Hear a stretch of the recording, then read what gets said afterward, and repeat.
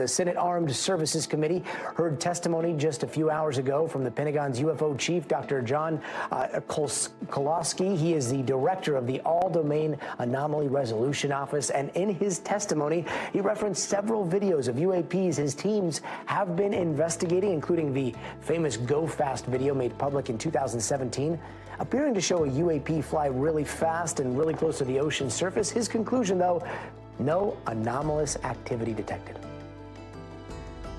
Through a very careful geospatial intelligence analysis using trigonometry, we assess with high confidence that the object is not actually close to the water, but is rather closer to 13,000 feet. A trick of the eye called parallax makes it look like the object is moving much faster. Parallax. We also got eyes on a new video of a reported UAP that the Pentagon is marking as resolved. This one was taken back in 2018 while Mount Etna in Italy was erupting. You see an object appear to be flying through gas clouds and volcanic ash, but again, through video analysis and 3D modeling, the Pentagon is determining that this was a balloon drifting in the wind. Now, not all the investigations, though, are cut and dry. Over 750 plus reports of UAPs were referred to the Pentagon to look into. So far, at least 21 of them are still a mystery. We heard testimony about several of those cases today, including a law enforcement officer's account of some sort of floating orb. Take a listen to this. A blacker than black object. He said it was about the size of a Prius, 4 to 6 feet wide. And as he got 40 to 60 meters away from the object, it tilted up about 45 degrees, and then it shot up vertically. He says 10 to 100 times faster than any drone he's ever seen before. It emitted very bright red and blue lights that illuminated the inside of his vehicle as brightly as if someone had set off fireworks just outside his vehicle.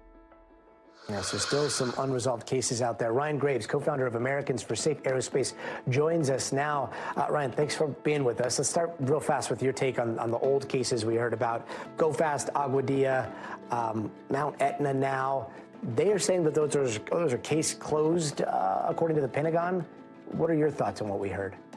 Well, it's nice to see that they're putting some analytical effort behind these investigations. And if they determine that they are debunked or not of interest, I think that's, a step in the right direction to better understand this phenomenon.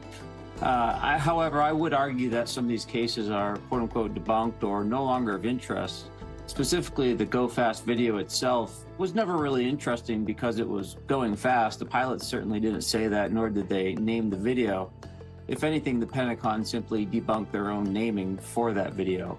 What is interesting, what's anomalous, is that that video was captured within minutes of the gimbal video, and it just goes to further show that there were many more objects operating in that area than the first video shows.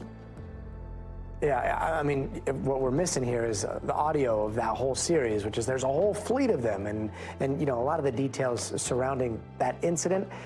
Do you think that everything is being taken into account here? Well, no, I don't think everything is being taken into account. I think if the Aero office actually spoke with the pilots that were involved in that incident, they would know the objects were part of a larger formation of objects, and thus very anomalous to be operating 300 miles off the coast and within 50 miles of a U.S. aircraft carrier. And what about the new cases? He specifically mentions the objects that are triangles and cylinders as the most difficult to investigate. I mean, it's still a lot of big question marks, right? Yeah, absolutely. I mean, the fact of the matter is that there are videos that are confusing, and sometimes people are led to believe might be a UAP when perhaps it's not. Some videos might be true anomalies that are unknown, but reports that people are bringing in that are sometimes visual and not necessarily captured by a sensor are extremely anomalous and hard to explain, and often quite vivid in their anomalous nature. And I think today they talked about a few of those, but of course, those are the hardest ones to resolve, so I expect those to remain in the category that's their active archive. That means they're not necessarily actively investigating them. They've hit a wall and have no further detail. I imagine that some of the cases in there were probably pretty hard to explain. Yeah, I'm so glad you brought up sensors too. I did want to get your thoughts on this new tool, the Gremlin, right? That's been rolled out by Aero. It's this kind of like a sensor fleet. If you can explain what the Gremlin could do here and what kind of answers it could give us. Yeah, ultimately what we've really learned about this conversation thus far is that we have a domain awareness gap in this country, international airspace, both in the training ranges off the coast of Virginia, as well as overhead bases within the United States.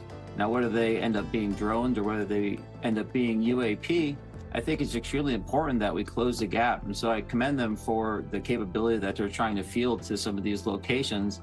And I think the more data we have, the closer we'll get to answers in this conversation and hopefully plug this national security gap.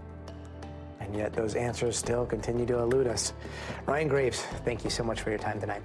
Thanks for watching. Stay updated about breaking news and top stories on the NBC News app or follow us on social media.